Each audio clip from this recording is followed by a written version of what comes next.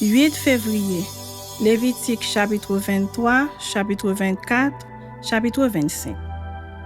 L'Éternel parla à Moïse et dit, « Parle aux enfants d'Israël et tu leur diras, les fêtes de l'Éternel que vous publierez seront de saintes convocations. Voici quelles sont mes fêtes. On travaillera 6 jours, mais le 7e jour est le sabbat. Le jour du repos, il y aura une sainte convocation. Vous ne ferez aucun ouvrage. C'est le sabbat de l'Éternel dans toutes vos demeures. Voici les fêtes de l'Éternel, les saintes convocations que vous publierez à leur temps fixé. Le 1er mois, le 14e jour du mois, entre les 2 soirs, ce sera la Pâque de l'Éternel. Et le 15e jour de ce mois, ce sera la fête des pains sans levain en l'honneur de l'Éternel. Vous mangerez pendant 7 jours des pains sans levain. Le 1er jour, vous aurez une sainte convocation, vous ne ferez aucune œuvre servile. Vous offrirez à l'Éternel pendant 7 jours des sacrifices consumés par le feu. Le 7e jour, il y aura une sainte convocation, vous ne ferez aucun ouvrage servile.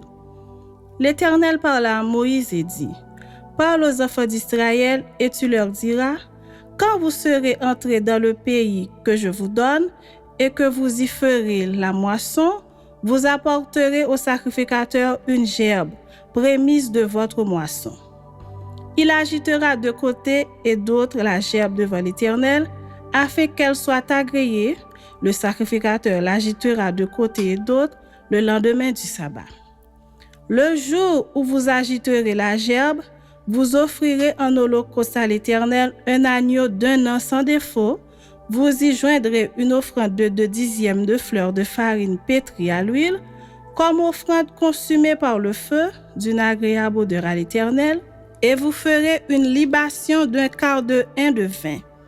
Vous ne mangerez ni pain, ni épices rôties ou broyées, jusqu'au jour même où vous apporterez l'offrande à votre Dieu. C'est une loi perpétuelle pour vos descendants dans tous les lieux où vous habiterez. Depuis le lendemain du sabbat, du jour où vous apporterez la gerbe pour être agitée de côté et d'autre, vous compterez 7 semaines entières. Vous compterez 5 jours jusqu'au lendemain du 7e jour et vous ferez à l'Éternel une offrande nouvelle. Vous apporterez de vos demeures 2 pains pour qu'ils soient agités de côté et d'autre. Ils seront faits avec 2 dixièmes de fleur de farine et cuits avec du levain. Ce sont les prémices à l'Éternel. Outre ces pains, vous offrirez en holocauste à l'Éternel 7 agneaux d'1 an sans défaut, une jeune taureau et 2 béliers. Vous y joindrez l'offrande et la libation ordinaire comme offrande consumée par le feu d'une agréable odeur à l'Éternel. Vous offrirez un bouc en sacrifice d'expiation et 2 agneaux d'1 an en sacrifice d'action de grâce. Le sacrificateur agitera ses victimes de côté et d'autre devant l'Éternel avec le pain des prémices et avec les 2 agneaux. Elles seront consacrées à l'Éternel et appartiendront au sacrificateur. Ce jour même, vous publierez la fête et vous aurez une sainte convocation. Vous ne ferez aucune œuvre servile. C'est une loi perpétuelle pour vos descendants dans tous les lieux où vous habiterez. Quand vous ferez la moisson dans votre pays, tu laisseras un coin de ton champ sans le moissonner et tu ne ramasseras pas ce qui reste à glamer. Tu abandonneras cela aux pauvres et à l'étranger. Je suis l'Éternel, votre Dieu. L'Éternel parla à Moïse et dit, « Parle aux enfants d'Israël et dit, le 7e mois, le 1er jour du mois, vous aurez un jour de repos. Publiez au son des trompettes et une sainte convocation. Vous ne ferez aucune œuvre servile et vous offrirez à l'Éternel des sacrifices consumés par le feu. » L'Éternel parla à Moïse et dit, « Le 10e jour de ce 7e mois, ce sera le jour des expiations. Vous aurez une sainte convocation. Vous humilierez vos âmes et vous offrirez à l'Éternel des sacrifices consumés par le feu. Vous ne ferez aucun ouvrage ce jour-là, car c'est le jour des expiations où doit être faite pour vous l'expiation devant l'Éternel, votre Dieu. Toute personne qui ne s'humiliera pas ce jour-là sera retranchée de son peuple. Toute personne qui fera ce jour-là un ouvrage quelconque, je la détruirai du milieu de son peuple. Vous ne ferez aucun ouvrage. C'est une loi perpétuelle pour vos descendants dans tous les lieux où vous habiterez. Ce sera pour vous un sabbat, un jour de repos, et vous humilierez vos âmes dès le soir du 9e jour jusqu'au soir suivant. Vous célébrerez votre sabbat. L'Éternel parla à Moïse et dit, « Parle aux enfants d'Israël et dit, le 15e jour de ce 7e mois, ce sera la fête des tabernacles en l'honneur de l'Éternel pendant 7 jours. Le premier jour, il y aura une sainte convocation, vous ne ferez aucune œuvre servile. Pendant 7 jours, vous offrirez à l'Éternel des sacrifices consumés par le feu. Le 8e jour, vous aurez une sainte convocation et vous offrirez à l'Éternel des sacrifices consumés par le feu. Ce sera une assemblée solennelle, vous ne ferez aucune œuvre servile. Telles sont les fêtes de l'Éternel, les saintes convocations que vous publierez afin que l'on offre à l'Éternel des sacrifices consumés par le feu, des holocaustes, des offrandes, des victimes et des libations, chaque chose au jour fixé. Vous observerez en outre les sabbats de l'Éternel et vous continuerez à faire vos dons à l'Éternel, tous vos sacrifices pour l'accomplissement d'un vœu et toutes vos offrandes volontaires. Le 15e jour du 7e mois, quand vous récolterez les produits du pays, vous célébrerez donc une fête à l'Éternel pendant 7 jours. Le premier jour sera un jour de repos et le 8e sera un jour de repos. Vous prendrez le premier jour du fruit de beaux arbres, des branches de palmier, des rameaux d'arbres touffus et des saules de rivière, et vous vous réjouirez devant l'Éternel, votre Dieu, pendant 7 jours. Vous célébrerez chaque année cette fête à l'Éternel pendant 7 jours. C'est une loi perpétuelle pour vos descendants. Vous la célébrerez le 7e mois. Vous demeurerez pendant 7 jours sous des tentes. Tous les indigènes en Israël demeureront sous des tentes, afin que vos descendants sachent que j'ai fait habiter sous des tentes les enfants d'Israël après les avoir fait sortir du pays d'Égypte. Je suis l'Éternel, votre Dieu. C'est ainsi que Moïse dit aux enfants d'Israël quelles sont les fêtes de l'Éternel. Chapitre 24. Règles sur le chandelier et sur les pains de proposition. L'Éternel parla à Moïse et dit, « Ordonne aux enfants d'Israël de t'apporter pour le chandelier de l'huile pure d'olive concassée afin d'entretenir les lampes continuellement.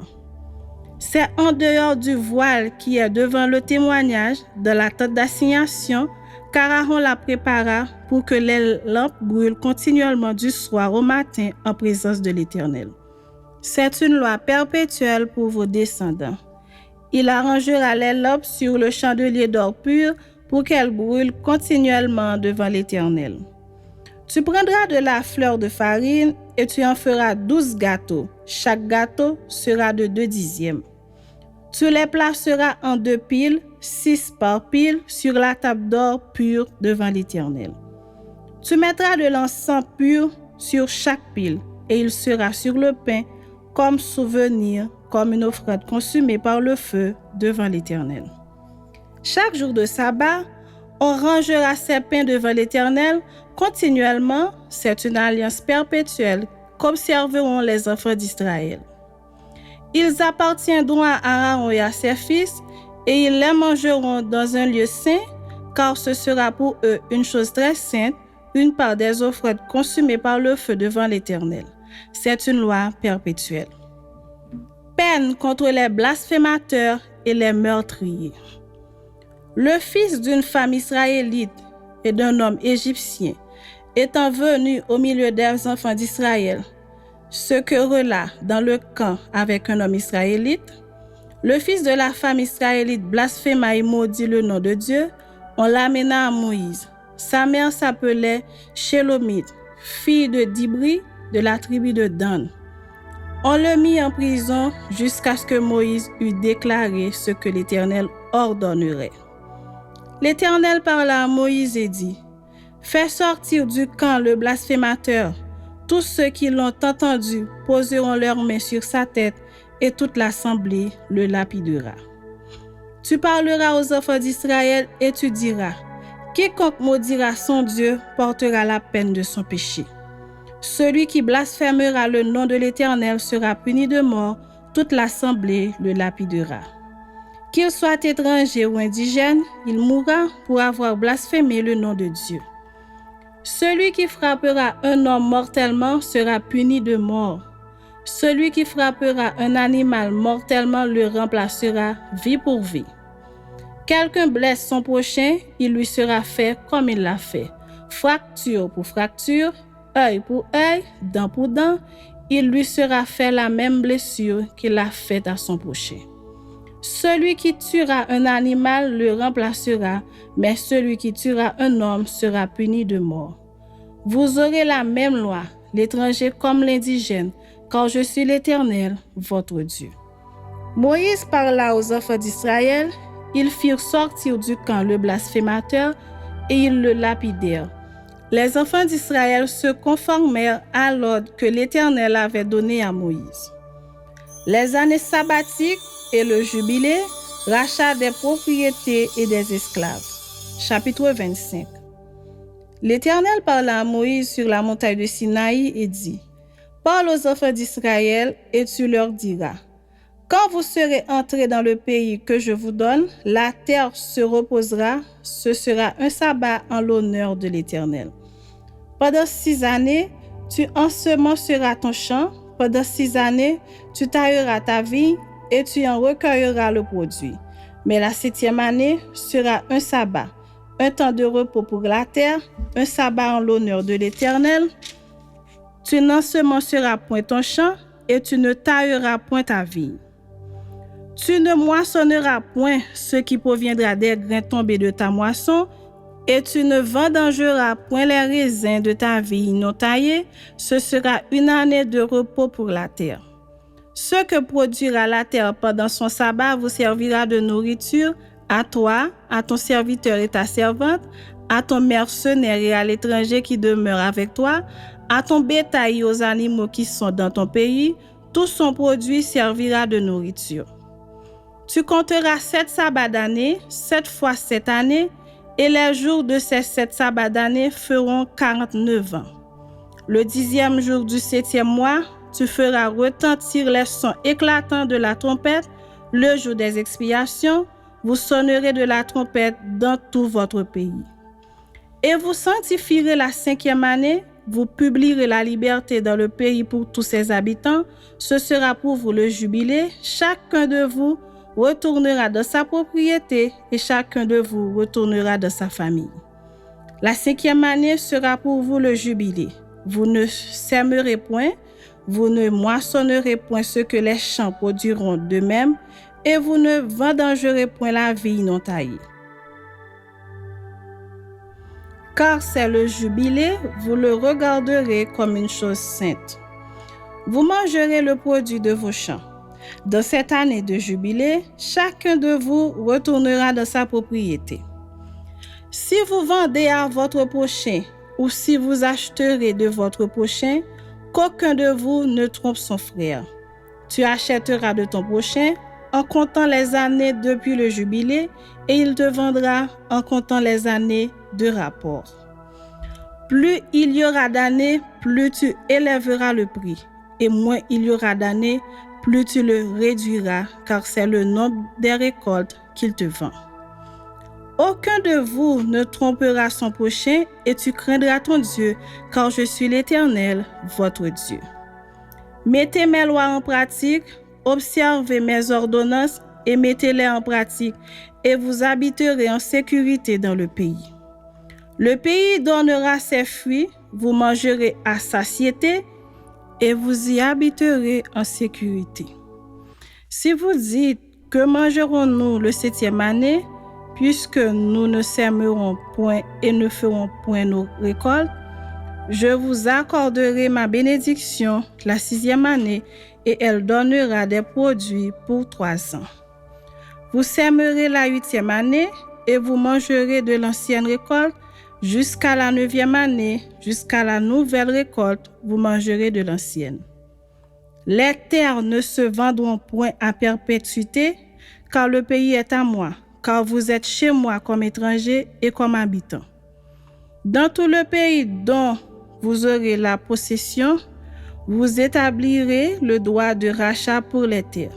Si ton frère devient pauvre et vend une portion de sa propriété, celui qui a le droit de rachat, son plus proche parent, viendra et rachètera ce qu'a vendu son frère. Si un homme n'a personne qui ait le droit de rachat et qu'il se procure lui-même de quoi faire son rachat, il comptera les années depuis la vente, restituera le surplus à l'acquéreur et retournera dans sa propriété. S'il ne trouve pas de quoi lui faire cette restitution, ce qu'il a vendu restera entre les mains de l'acquéreur jusqu'à l'année du jubilé. Au jubilé, il retournera dans sa propriété et l'acquéreur en sortira. Si un homme vend une maison d'habitation dans une ville entourée de murs, il aura le droit de rachat jusqu'à l'accomplissement d'une année depuis la vente.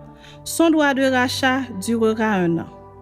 Mais si cette maison, située dans une ville entourée de murs, n'est pas rachetée avant l'accomplissement d'une année entière, elle restera à perpétuité à l'acquéreur et à ses descendants. Il n'en sortira point au jubilé. Les maisons des villages non entourées de murs seront considérées comme des fonds de terre. Elles pourront être rachetées et l'acquéreur en sortira au jubilé. Quant aux villes des Lévites et aux maisons qu'ils y posséderont, les Lévites auront droit perpétuel de rachat. Celui qui achètera des Lévites une maison sortira au jubilé de la maison vendue et de la ville où il la possédait, car les maisons des villes des Lévites sont leur propriété au milieu des enfants d'Israël. Les champs situés autour des villes des Lévites ne pourront point se vendre, car ils en ont à perpétuité la possession. Si ton frère devient pauvre et que sa maison fléchisse près de toi, tu le soutiendras. Tu feras de même pour celui qui est étranger et qui demeure dans le pays, afin qu'il vive avec toi. Tu ne tireras de lui ni intérêt, ni usure. Tu craindras ton Dieu et ton frère vivra avec toi. Tu ne lui prêteras point ton argent à intérêt et tu ne lui prêteras point tes vivres à usure. Je suis l'Éternel, ton Dieu, qui vous ai fait sortir du pays d'Égypte pour vous donner le pays de Canaan pour être votre Dieu. Si ton frère devient pauvre près de toi et qu'il se vende à toi, tu ne lui imposeras point le travail d'un esclave. Il sera chez toi comme une mercenaire, comme celui qui y demeure. Il sera à ton service jusqu'à l'année du jubilé. Il sortira alors de chez toi, lui et ses enfants avec lui, et il retournera dans sa famille, dans la propriété de ses pères. Car ce sont mes serviteurs que j'ai fait sortir du pays d'Égypte, ils ne seront point vendus comme on vend des esclaves. Tu ne domineras point sur lui avec dureté, et tu craindras ton Dieu. C'est des nations qui vous entourent que tu prendras ton esclave et ta servante qui t'appartiendront. C'est d'elle que vous achèterez l'esclave et la servante. Vous pourrez aussi en acheter des enfants des étrangers qui demeureront chez toi, et de leurs familles qui l'engendreront dans votre pays, et ils seront votre propriété. Vous les laisserez en héritage à vos enfants après vous. Comme une propriété, vous les garderez comme esclaves à perpétuité. Mais à l'égard de vos frères, les enfants d'Israël, aucun de vous ne dominera avec dureté sur son frère. Si un étranger, si celui qui demeure chez toi devient riche, et que ton frère devienne pauvre près de lui et se vende à l'étranger qui demeure chez toi ou à quelqu'un de la famille de l'étranger, il y aura pour lui le droit de rachat. Après qu'il sera vendu, un de ses frères pourra le racheter. son oncle ou le fils de son oncle ou l'un de ses proches parents pourra le racheter, ou bien, s'il en a les ressources, il se rachètera lui-même. Il comptera avec celui qui l'a acheté depuis l'année où il s'est vendu jusqu'à l'année du jubilé, et le prix à payer dépendra du nombre d'années, lesquelles seront évaluées comme celles d'un mercenaire. S'il y a encore beaucoup d'années, il paiera son rachat à raison du prix de ces années et pour lequel il a été acheté. S'il reste peu d'années jusqu'à celle du jubilé, il en fera le compte et il paiera son rachat à raison de ces années. Il sera comme un mercenaire à l'année, et celui chez qui il sera ne le traitera point avec dureté sous tes yeux. S'il n'est racheté d'aucune de ces manières, il sortira l'année du jubilé, lui et ses enfants avec lui. Car c'est de toi que les enfants d'Israël sont esclaves, ce sont mes esclaves que j'ai fait sortir du pays d'Égypte. Je suis l'Éternel, votre Dieu.